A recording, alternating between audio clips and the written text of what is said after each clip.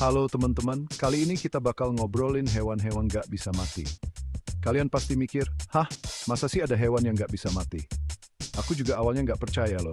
Tapi setelah cari info sana-sini, ternyata ada.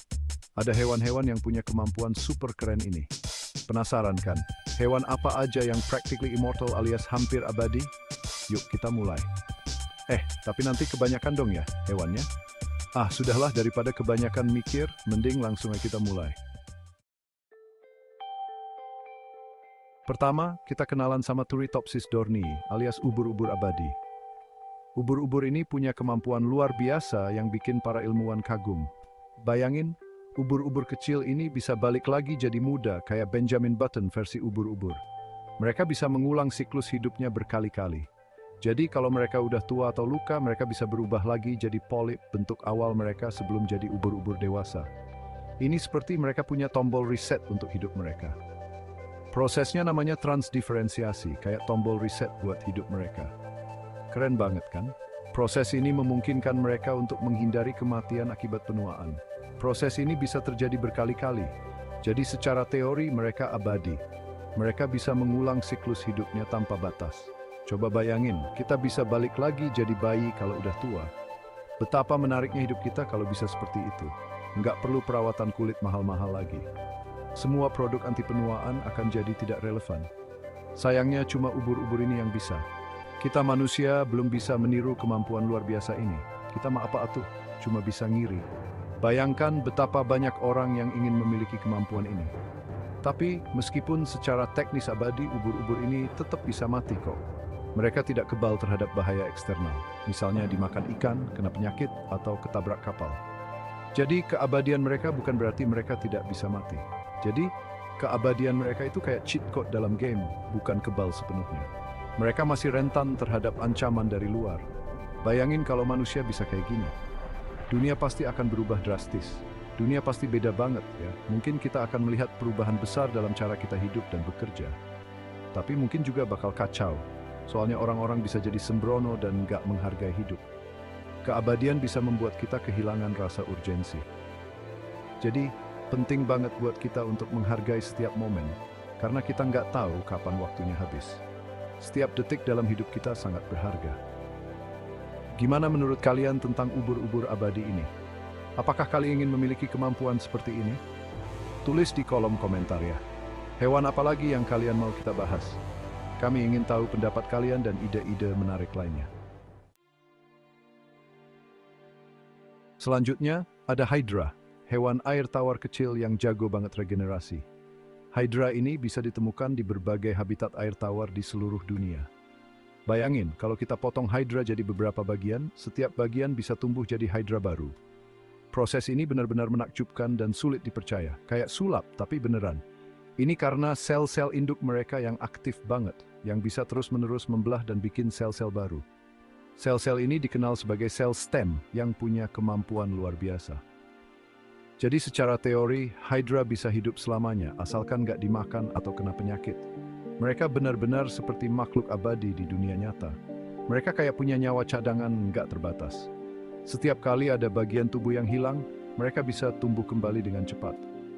Kebayang nggak sih kalau kita punya kemampuan kayak gini? Kita bisa sembuh dari cedera dengan cepat dan tanpa bekas. Jatuh dari sepeda, tinggal tumbuh lagi. Nggak perlu khawatir tentang luka atau cedera. Seru banget kayaknya. Tapi ya tentu aja, di dunia nyata nggak segampang itu. Kita harus menghadapi kenyataan bahwa tubuh manusia punya batasan. Hydra tetap punya kelemahan, yaitu gampang kena penyakit dan dimakan hewan lain. Mereka juga rentan terhadap perubahan lingkungan. Nah, dari Hydra ini kita belajar tentang kekuatan regenerasi. Ilmuwan terus mempelajari Hydra untuk memahami lebih dalam tentang proses regenerasi. Meskipun kita nggak bisa regenerasi sebat Hydra, tubuh kita juga bisa memperbaiki diri sendiri loh. Misalnya, pas luka kita sembuh. Proses penyembuhan luka ini juga sangat kompleks dan menakjubkan.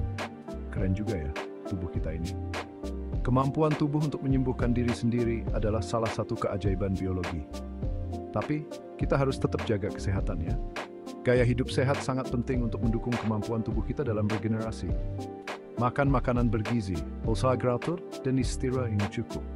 Semua yang membantu mengatasi berat. Sekarang kita kenalan sama Planaria, cacing pipih yang juga jago regenerasi.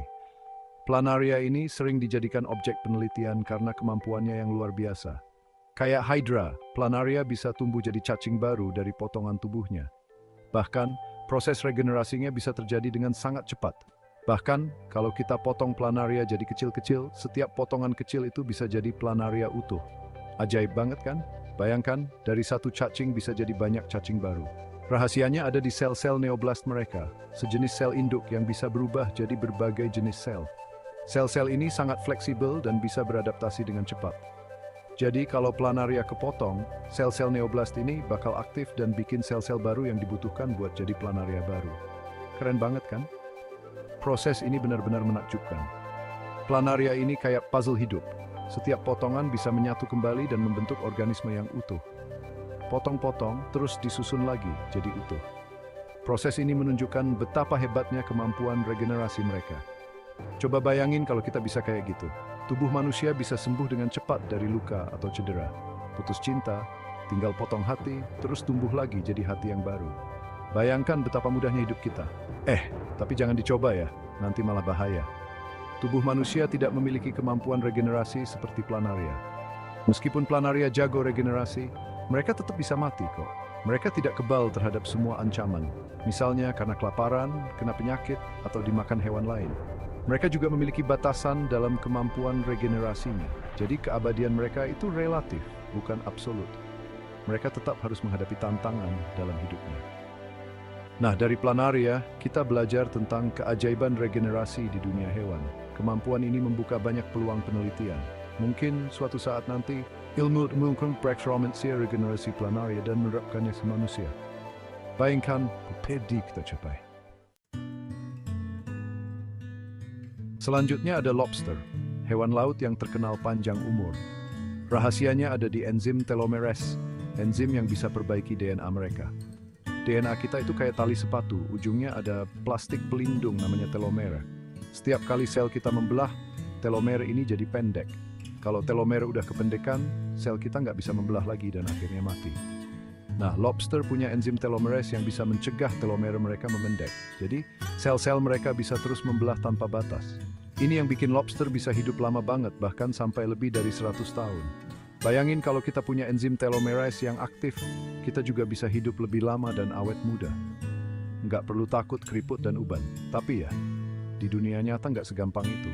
Lobster tetap bisa mati karena dimakan, kena penyakit, atau direbus buat dimakan. Nah, dari lobster ini kita belajar tentang pentingnya jaga DNA kita. Terakhir, ada tardigrada alias beruang air, makhluk mikroskopis yang super tangguh. Mereka bisa hidup di tempat yang ekstrem, mulai dari dingin banget sampai panas banget. Mereka juga tahan radiasi, tekanan tinggi, bahkan di luar angkasa. Hebat banget kan? Rahasianya ada di kemampuan cryptobiosis, yaitu kemampuan buat mati suri. Kalau lingkungannya jadi ekstrem, tardigrada bakal keringin tubuhnya dan memperlambat metabolismenya sampai hampir berhenti. Mereka kayak hibernasi tingkat dewa. Dalam keadaan cryptobiosis ini, tardigrada bisa bertahan hidup puluhan tahun, bahkan mungkin ratusan tahun. Kalau lingkungannya normal lagi, mereka bakal bangun dan hidup seperti biasa. Kebayang nggak sih hebatnya makhluk kecil ini? Tardigrada ini kayak superhero versi mikroskopis. Mereka kebal peluru, tahan api, bahkan bisa keluar angkasa tanpa baju astronot. Coba bayangin kalau kita bisa kayak gitu. Mungkin kita bisa jelajahin planet lain tanpa perlu teknologi canggih. Meskipun tardigrada super tangguh, mereka bisa mati kok. Misalnya kalau direbus atau keinjek sampai gepeng-peng. Itulah beberapa hewan yang punya kemampuan luar biasa, hampir nggak bisa mati. Menakjubkan kan? Dari ubur-ubur abadi sampai beruang air yang super tangguh, kita bisa belajar banyak tentang kehidupan dan adaptasi. Jangan lupa like, share, dan subscribe untuk video menarik lainnya.